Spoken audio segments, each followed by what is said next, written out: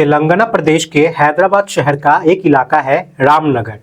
यहीं से शुरू होती है एक ऐसी दिल दहला देने वाली सच्ची घटना जिसने पूरे देश को झकझोर कर रख दिया। रामनगर में रहने वाले शेख नसीरुद्दीन एक साधारण, मेहनती और अपने परिवार से बेहद प्यार करने वाला इंसान था। उनके परिवार में उनकी बीवी अख्तर बेगम, बेटा, बहुएं, बेटियां, पोती पोता, बड़ी बहन और रिश्तेदार, कुल मिलाकर 18 सदस्य थे। महीनों से ये लोग सऊदी अरब में एक साथ उम्रा करने की तैयारी में लगे हुए थे। हर कोई खुश था क्योंकि इतने बड़े परिवार का एक साथ जाना किसी सपने से सच करने जैसा था।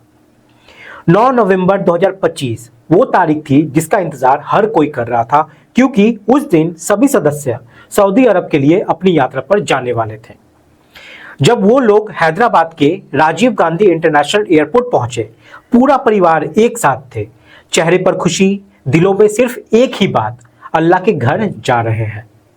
इसी खुशी में नसीरुद्दीन ने, जो उन्हें छोड़ने के लिए आए हुए थे, उसने एक बात कही, भाई एक फोटो खींच दो जिससे पूरा परिवार एक साथ याद में बस जाए। अब यहाँ पर पूरी फैमिली लाइन में खड़ी हुई। कुछ बच्चे इधर उधर खेल रहे थे, उन्हें पकड़ कर लाया गया। किसी को बैग पर बिठाया गया, कोई नीचे खड़ा हो गया, कोई ऊपर। इस तरीके से सब खड़े हो गए। लेकिन फोटोग्राफर को बार बार बहुत ज्यादा परेशानी हो रही थी फोटो लेने में, क्योंकि भीड़ से बार बार कोई ना कोई सामने आ जा रहा था।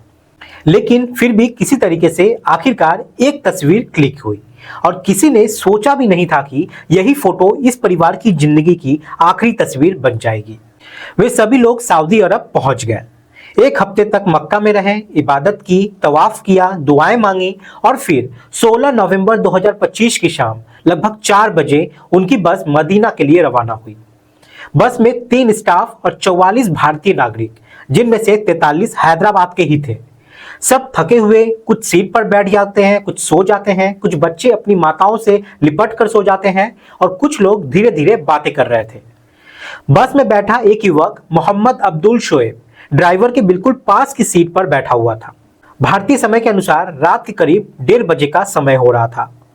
जैसे जैसे बस सफर तय कर रही थी, रात का अंधेरा और ज्यादा गहराता जा रहा था। बस तेज रफ्तार से आगे बढ़ रही थी और उसी वक्त सामने से एक वाहन, एक कैंटर तेज गति से आ रहा था।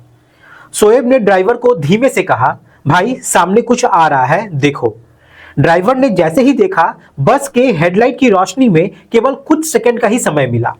सामने से आ रहा कैंटर पूरी तरीके से डीजल से भरा हुआ था।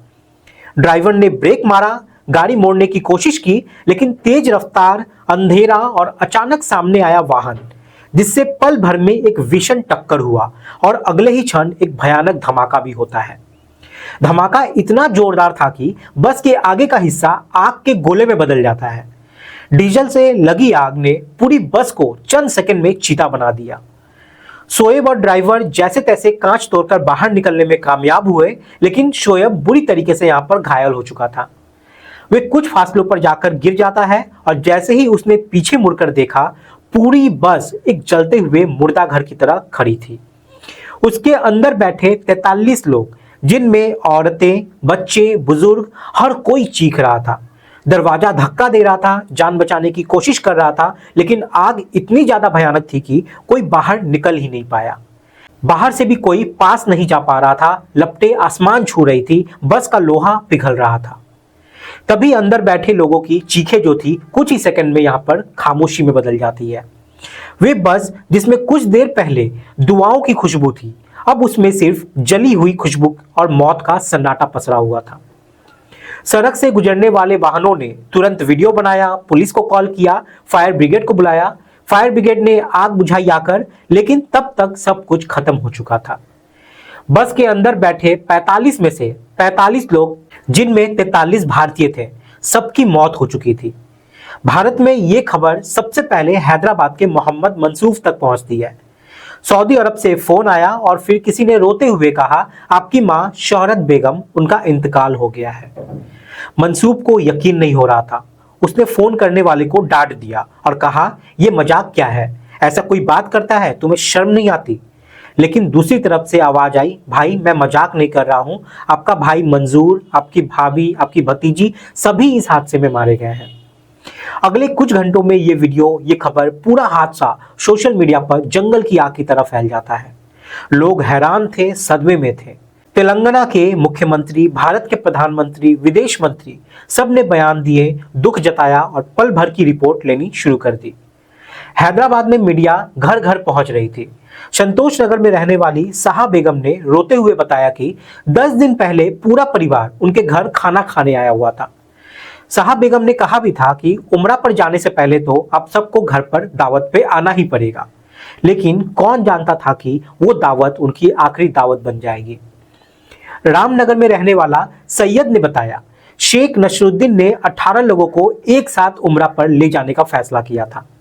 सैयद ने पूछा भी था कि एक साथ क्यों जा रहे हो, घर पर कोई तो रहना चाहिए, लेकिन नसरुद्दीन ने मुस्कुराते हुए कहा, मरना तो सबको अल्लाह के घर ही है, इसलिए एक साथ जाना ही बेहतर है।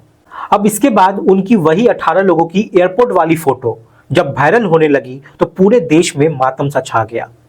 नेटवर्क पर हर कोई बस यही बात कह रहा था कि यकीन नहीं होता पूरा परिवार कैसे खत्म हो गया। दूसरी तरफ तेलंगाना के पुराने शहर मल्लेपाली बाजार घाट से भी लगभग एक ही परिवार के 16 सदस्य उम्रा के लिए गए हुए थे। उनमें से भी कोई वापस नहीं आता है। घरों में मातम, गलियों में चीखें, मस्जिदों में दुआएं, हर तरफ दर्द था। लोग बार बार कह रहे थे कि हमें हमारे लोगों के जनाजे चाहिए, हम उन्हें आखिरी बार देखना चाहते हैं। लेकिन सऊदी सरकार ने बताया कि शव इतनी बुरी तरह जल चुके हैं कि पहचान पाना नामुमकिन है, इसलिए अंतिम संस्कार वहीं किया जाएगा। भारत सरकार ने परिवारों को सऊदी भेजने की व्यवस्था की ताकि वो सुपुर्दे खाक में शामिल हो सके। मुआवजे की घोषणा होती है, लेकिन किसी राशि से इस हादसे का दर्द कम नहीं हो सकता। इस घटना का हर हिस्सा हमें यह सिखाता है कि जिंदगी बहुत नाजुक है। इंसान सपने बनाता है, प्लानिंग करता है, दुआएं मांगता है और एक पल की घटना सब कुछ बदल के रख देती है। शोएब अभी भी अस्पताल में है, बोलने की हालत में नहीं था। उसकी आंखों के सामने जो मंजर था वो उसे जिंदगी भर अब डराता रहेगा। दोस्तों, मैं आप लोग से कहना चाहूंगा, सड़क सुरक्षा हो, वाहन में रख रखाव हो या लंबी यात्राओं में जो गाइडलाइन हो, कभी इसे हल्के में मत लीजिए, क्योंकि एक लापरवाही, एक खामी दर्जनों घरों को तबाह कर देती है।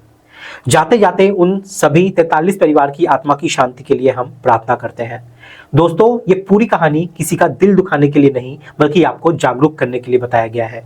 आप सब लोग अपना ख्याल रखें, सुरक्षित रहें। जय हिंद, जय भारत।